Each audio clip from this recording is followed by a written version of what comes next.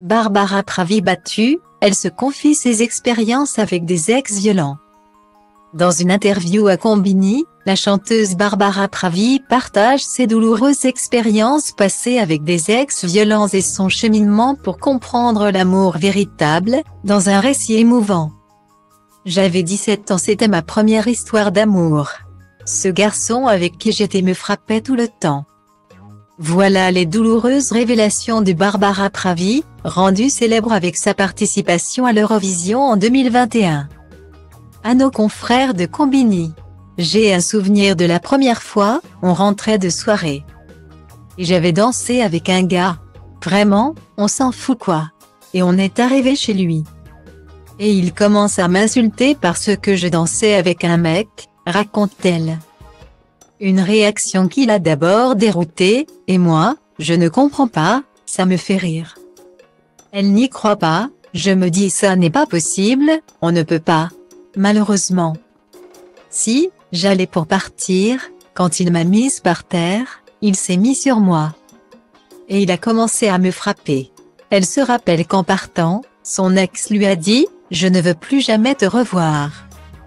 Dégage, je veux plus jamais avoir affaire à toi. » Une réaction qui l'a totalement retournée, je me souviens m'être adossée contre le mur et m'être dit « Mais je suis une merde. » Comment je vais vivre s'il n'est plus là? Elle en est persuadée, elle doit se faire pardonner.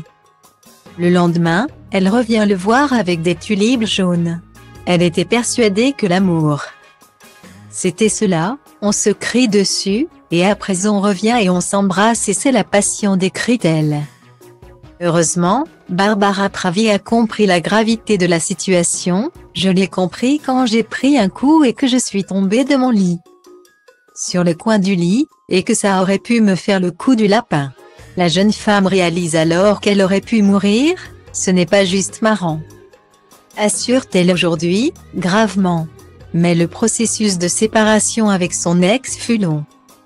Raconte-t-elle les larmes aux yeux, je suis allée à la police poser une main courante. Une décision qui l'a empêchée ensuite définitivement de retourner avec son exemple malheureusement.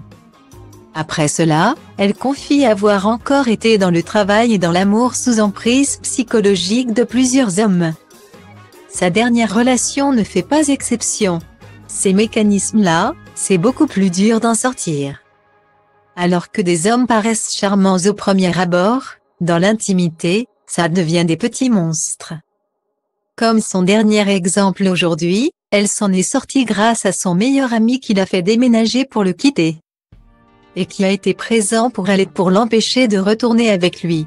Aujourd'hui, elle se questionne, qu'est-ce qui, chez moi, me fait chercher des gens comme ça?